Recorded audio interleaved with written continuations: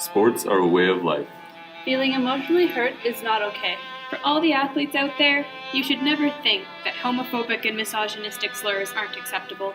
Aren't reasonable cheers, let's go crush those faggots, and stop playing like such a homo? We are here to tell you when an athlete's feelings get hurt, it is just part of sport, people say.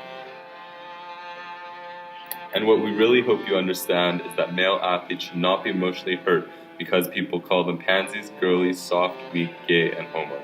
Female athletes aren't permitted to cry. And it's not true that in sports such as rugby, wrestling, and hockey, females can be heterosexual. Staying closeted is more important than being comfortable with who you are. Homo, queer, or dyke are common labels and are positive words to encourage and cheer on your teammates. The team's scoreboard success is more important than players feeling comfortable, safe, and united. In the future, heterosexual athletes will be the norm. No longer can it be said that sport is inclusive of sexualities. Females are just sex figures. And it is not true that females should be depicted as competent athletes. It is commonly accepted that this is correct. Transgender athletes should compete within their chosen sex, and this is a false belief. Male to female athletes are advantageous versus athletes who identify as their biological sex. Female to male athletes cannot withstand the vigorous and aggressive pace of male categories, and it is not true that transgenders have a place in sport. We are here to tell you sexuality depicts an athlete's ability to perform. And it is foolish to believe that there is hope for sport. And all of this will come true if we do not take a stand against these social norms towards sexuality in sport. The future of sport relies on us to reverse it.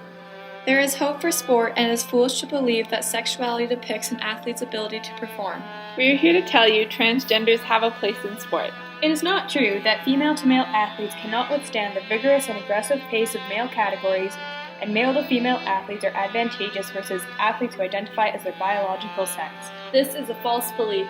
Transgender athletes should compete within their chosen sex, and this is correct. It is commonly accepted that females should be depicted as competent athletes, and it is not true that females are just sex figures. Sport is inclusive of sexualities. No longer can it be said that heterosexual athletes will be the norm. In the future, players feeling comfortable, safe, and united is more important than the team's scoreboard success.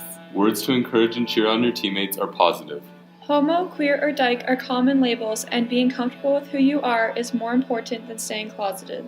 Females can be heterosexual in sports such as rugby, wrestling, and hockey. And it is not true that female athletes aren't permitted to cry because people call them pansies, girly, soft, weak, gay, and homo.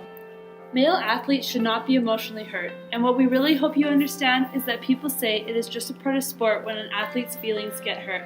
We are here to tell you, stop playing like such a homo, and let's go crush those faggots aren't reasonable cheers. Homophobic and misogynistic slurs aren't acceptable. You should never think that, for all athletes out there, feeling emotionally hurt is not okay. Sports are a way of life.